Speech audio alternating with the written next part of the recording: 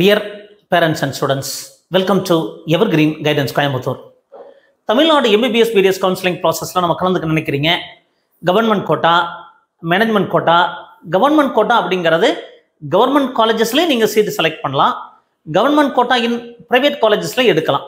Management கோட்டாங்கிறது நிறைய category இருக்குது. NRI quota, general management, minority management. So இந்த மாதிரி கவுன்சிலிங் ப்ராசஸில் நீங்கள் கலந்துக்கணும். அப்போ இதில் கலந்துக்கிட்டால் மட்டும்தான் நம்ம MBBSஓ ஒரு BDSஓ இடங்கள் நம்ம செலக்ட் பண்ண முடியும். அப்போ இந்த MBBS BDS அட்மிஷன் அப்படிங்கிறது ஆல் ஓவர் இந்தியா நீங்கள் கவுன்சிலிங்கில் கலந்து தான் எடுத்துக்கணும். ஒன்று ஆல் இண்டியா கோட்டா கவுன்சிலிங்கில் கலந்துக்கணும், இல்லை ஸ்டேட் கோட்டா கவுன்சிலிங் கலந்துக்கணும், இல்லை வேறு ஸ்டேட்டில் நீங்கள் கலந்துக்க நினைக்கிறீங்கன்னா மேனேஜ்மெண்ட் கோட்டாவில் கலந்துக்கலாம். அதுவும் நீங்கள் அப்ளிகேஷன் போட்டு தான் கலந்துக்கணுங்க. அப்போது டைரெக்டாக எந்த ஒரு கல்லூரியிலும் போய் நம்ம டைரெக்டாக MBBS அட்மிஷன் போட முடியாது. அது ஒரு இன்ஜினியரிங் அட்மிஷன் போடுற மாதிரி, ஒரு ஆர்ட்ஸ் காலேஜில் மேனேஜ்மெண்ட் நீங்கள் போடுற மாதிரி நம்ம போட முடியாது அப்படிங்கிறத நீங்கள் புரிஞ்சுக்கணும். அப்போது இந்த கவுன்சிலிங் ப்ராசஸில் கலந்துகளுக்கு 2 விதமான அப்ளிகேஷன் போடணும். கவர்மெண்ட் கோட்டாக்கு ஒரு அப்ளிகேஷன் போடணும், மேனேஜ்மெண்ட் கோட்டாக்கு அப்ளிகேஷன் போடணும். தமிழ்நாடு ஸ்டேட் கவுன்சிலிங்கில் கலந்துக்கிற விரும்புனீங்கன்னா, இல்லை நான் பாண்டிச்சேரியில் மேனேஜ்மெண்ட் கோட்டாவில் கலந்துக்க விரும்புனா சென்டாக் அப்படிங்கிற அப்ளிகேஷன் போடணும். இல்லை ஆந்திராவில் நீங்கள் கலந்துக்க விரும்புறீங்க, தெலுங்கானாவில் கலந்துக்க விரும்புகிறீங்க, மேனேஜ்மெண்ட் கோட்டாவில் கலந்துக்கணும்னா அந்தந்த ஸ்டேட்டுக்கு நீங்கள் அப்ளிகேஷன் போடணும். ஸோ அந்த விதத்தில் பார்க்கும்போது தமிழ்நாடு நீங்கள் ஸ்டேட்டில் கவுன்சிலிங்கில் கலந்துக்கணும் அப்படின்னா அப்ளிகேஷன் போடும்போது டாக்குமெண்ட்ஸ் ரொம்ப முக்கியம். இப்போ நம்ம நோட்டிஃபிகேஷன் வந்ததுக்கப்புறம் நீங்கள் டாக்குமெண்ட்ஸ் ரெடி பண்ணுறதுனா டைம் எடுத்துக்கும். அப்போ முன்கூட்டியே நீங்கள் டாக்குமெண்ட்ஸ் எல்லாம் தயார் பண்ணிக்கணும். டாக்குமெண்ட்ஸ் தயார் பண்ணிக்கிறது மட்டும் இல்லைங்க, அது என்னென்ன சைஸில் நம்ம ரெடி பண்ணி வைக்கணும் அப்படிங்கிறதான் இந்த வீடியோவில் சொல்ல போகிறோம். இந்த வீடியோ இந்த மாதிரி நிறைய வீடியோக்கள் பதிவு பண்ணுறோம். மறக்காமல் எங்கள் வீடியோஸ் லைக் பட்டன் மட்டும் ப்ரெஸ் பண்ணுங்க. எங்கள் சேனல் பிடிச்சிருந்தா சப்ஸ்கிரைப் பண்ணுங்க. தினமும் 9 முதல் 10 மணி வரைக்கும் ஃப்ரீ கைடன்ஸ் கால் அட்டன் பண்ணுறோம். ஸோ உங்களுக்கு ஃப்ரீ கைடன்ஸ் வேணும்னா நீங்கள் தாராளமாக அதில் அப்ரோச் பண்ணலாம். ஒருவேளை ப்ரீமியம் மோட் ஆஃப் கைடன்ஸ் வேணும் அப்படின்னா அது எனக்கு ப்ரீமியம் மோட் கைடன்ஸ் நீடட் அப்படின்னு வாட்ஸ்அப் பண்ணுங்க. அதுக்கு என்ன ப்ரொசீஜர் அப்படிங்கிறத சொல்கிறோம். அப்போ இந்த டாக்குமெண்ட்ஸ் என்னென்ன வேணும் அப்படின்னு பார்க்கும்போது நீங்கள் கவர்மெண்ட் கோட்டாக்கு என்னென்ன டாக்குமெண்ட்ஸ் வேணும் அப்படின்னு பார்த்துடலாங்க. கவர்மெண்ட் கோட்டாக்கும் மேனேஜ்மெண்ட் கோட்டாக்கும் என்னென்ன டாக்குமெண்ட்ஸ் அப்படின்னு பார்த்தீங்கன்னா, பாருங்க இதில் என்னென்ன சைஸில் தேவைப்படுது அப்படின்னு. 10th mark list both side scan பண்ணியிருக்கணும். 10th மார்க் லிஸ்ட்டை போத் சைட் ஸ்கேன் பண்ணணும். 11th மார்க் லிஸ்ட் இருந்தால் போத் சைட் ஸ்கேன் பண்ணணும். 12th mark list both side scan பண்ணணும். ஒரு சிலருக்கு ஒரு சைடு தான் இருக்குது சார் அப்படின்னா பிரச்சனை கிடையாது. அப்போ பின்னாடி சீலெல்லாம் இருக்கும், வெரிஃபிகேஷன் இதெல்லாம் இருக்கும். அப்போ 2 சைடு ஸ்கேன் பண்ணி ஒரே PDF-ஆக பண்ணி வச்சுக்கணுங்க. ட்ரான்ஸ்ஃபர் சர்டிஃபிகேட், உங்கள் ஸ்கூலில் கொடுத்துருக்கிற ட்ரான்ஸ்ஃபர் சர்டிஃபிகேட். ஒருவேளை நான் ஸ்கூல் படிச்சுட்டு ஒரு காலேஜில் படித்து டிஸ்கன்யூ பண்ணேன் சார் அப்படின்னா அந்த காலேஜ் டிஸ்கன்யூ பண்ண DC ட்ரான்ஸ்ஃபர் சர்டிஃபிகேட் வேணுங்க. நீட் அட்மிட் கார்டு, நீங்கள் அட்மிட் கார்டு வச்சுருப்பீங்க. இப்போ நீங்கள் மெயிலில் அட்டாச் பண்ணி வச்சுருக்கணும், அல்லது நீங்கள் காப்பி எடுத்து வச்சு ஃபோட்டோவெல்லாம் ஒட்டி சிக்னேச்சர் மட்டும் இன்விஜிலேட்டர் சிக்னேச்சர் போடாதீங்க. உங்கள் சிக்னேச்சர் மட்டும் நீங்கள் போட்டு என்ன பண்ணலாம், ரெடியாக வச்சுக்கணும். 3 பேஜ் இருக்கிற அட்மிட் கார்டு நீங்கள் வச்சுக்கணும். நீட் ஸ்கோர் கார்டு நம்ம ரிசல்ட் வந்ததுக்கப்புறம் வரும்.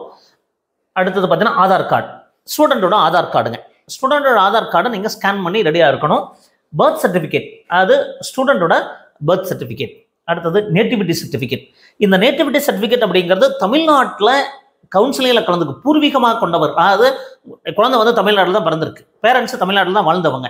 இப்போ ஒரு வேலைக்காக அதர் ஸ்டேட்டில் இருக்கலாம், இல்லை ஒரு ராணுவத்தில் ஒர்க் பண்ணிட்டு இருப்பாங்க, இல்லை சென்ட்ரல் கவர்மெண்ட் ஜாப்ல ஒர்க் பண்ணிட்டு இருப்பாங்க, இல்லை வெளியூரில் போய் பிஸ்னஸ் பண்ணிட்டு இருப்பாங்க. பட் தமிழ்நாட்டை பொறுத்த வரைக்கும் நேட்டிவிட்டி சர்டிஃபிகேட் இம்பார்ட்டன்ட். இந்த நேட்டிவிட்டி சர்டிஃபிகேட் அப்படிங்கிறது 2 விதமாக தருவாங்க. நேட்டிவிட்டி பை பர்த், அப்போ அந்த குழந்தை இங்கே பிறந்திருந்தது அப்படின்னா நேட்டிவிட்டி பர்த் தருவாங்க. ஒருவேளை வெளியூரில் போய் குழந்தை பிறந்திருக்கு, பட் அவங்க பூர்வீகம் இங்கே தான், தமிழ்நாட்டை சேர்ந்தவங்க தான் அப்படின்னா அவங்க தமிழ்நாட்டில் வசிச்சுட்டு இருக்காங்க அப்படிங்கிற நேட்டிவிட்டி பை ரெசிடென்ஸ் அப்படிங்கிற ஒரு பர்த் சர்டிஃபிகேட், அது நேட்டிவிட்டி தருவாங்க. அப்போது 2 வகையான நேட்டிவிட்டி இருக்குது, நேட்டிவிட்டி பை பர்த் அல்லது நேட்டிவிட்டி பை ரெசிடென்ஸ். உங்களுக்கு எது எலிஜிபிளோ அது கண்டிப்பாக நேட்டிவிட்டி சர்டிஃபிகேட் வேணும். கவர்மெண்ட் கோட்டாவில் போகிறக்கு வேணும்.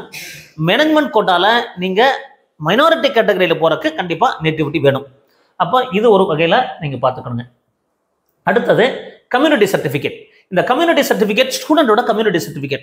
சார் நான் லாஸ்ட் இயர் வாங்கியிருக்கேன், அது போதுமானது. 2 இயர்ஸ் பேக் வாங்கியிருக்கேன், அது போதுமானது. ஒவ்வொரு வருஷம் நம்ம கம்யூனிட்டி சர்டிஃபிகேட் வாங்க வேண்டியதில்லை. அதே மாதிரி நேட்டிவிட்டி சர்டிஃபிகேட்டும் ஒவ்வொரு வருஷம் நீங்கள் வாங்க வேண்டியதில்லை.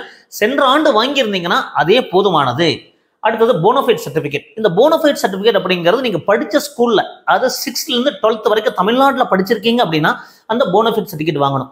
இப்போ பேரண்ட்ஸுக்கு சந்தேகம் வரும், சார் நான் வந்து 6லேருந்து 8 வரைக்கும் ஒரு ஸ்கூலில் வாங்கினேன், 8லேருந்து 10 வரைக்கும் ஒரு ஸ்கூலில் படித்தேன், 11, 12 ஒரு ஸ்கூலில் படிச்சிங்கன்னா தனித்தனியாக ஒவ்வொரு ஸ்கூல்லையும் நீங்கள் வாங்கிக்கணும். அது இல்லை நான் ஒரே ஸ்கூலில் வாங்கி படிச்சிருக்கேன் சார், அப்போ நீங்கள் போனோஃபைட் அப்படிங்கிறது தமிழ்நாட்டில் 6வதுலேருந்து 12வது வரைக்கும் நீங்கள் படிச்சிருந்தீங்கன்னா இந்த போனோஃபைட் சர்டிஃபிகேட் வேணும். இப்போ ஒரு சில சந்தேகம் வரும், சார் நான் லாஸ்ட் இயரே வாங்கி வச்சுட்டேன், 2 இயர்ஸ் முன்னாடியே வாங்கி வச்சுட்டேன்னா அது போதுமானது. அப்போ இன்னொரு சந்தேகம் வரும், சார் நான் வந்து நேட்டிவிட்டி தான் தமிழ்நாடு, நான் படித்ததெல்லாம் கர்நாடகாவில் படித்தோம் அல்லது நான் வேற ஸ்டேட்டில் படித்தோம், எங்கள் அப்பா வேலைக்கு போனதுன்னா அதனால அங்கே போனஃபைட் வாங்க வேண்டியதில்லை. தமிழ்நாட்டில் நீங்கள் 6th to 12th படிச்சிருந்தீங்கன்னா நீங்கள் போனஃபைட் சர்டிஃபிகேட் வேணும். அடுத்தது 3 சர்டிஃபிகேட் வாங்கியிருக்கீங்க போனஃபைட், இல்லை 3 ஒரே பிடிஎஃபாக ஸ்கேன் பண்ணி வச்சுக்கணும், தனித்தனியாக இருக்கக்கூடாது. போனஃபைட்னு போட்டு 3 ஸ்கூலில் வாங்கியிருந்தீங்கன்னா ஒரே பிடிஎஃபாக ஸ்கேன் பண்ணி வச்சுக்கணும்.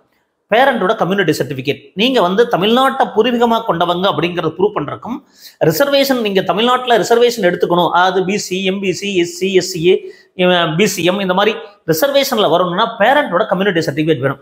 சார் பேரண்டோட 2 கம்யூனிட்டி சர்டிஃபிகேட் வேணுமா? அது அப்பா அம்மா இது யாரை நீங்கள் கொடுக்குறீங்களோ, எந்த ரிசர்வேஷனில் நீங்கள் கிளைம் பண்ண போறீங்க, அப்பாவோட சர்டிஃபிகேட் பிசி அப்படின்னா நீங்கள் பிசி சர்டிஃபிகேட் கொடுக்கணும்.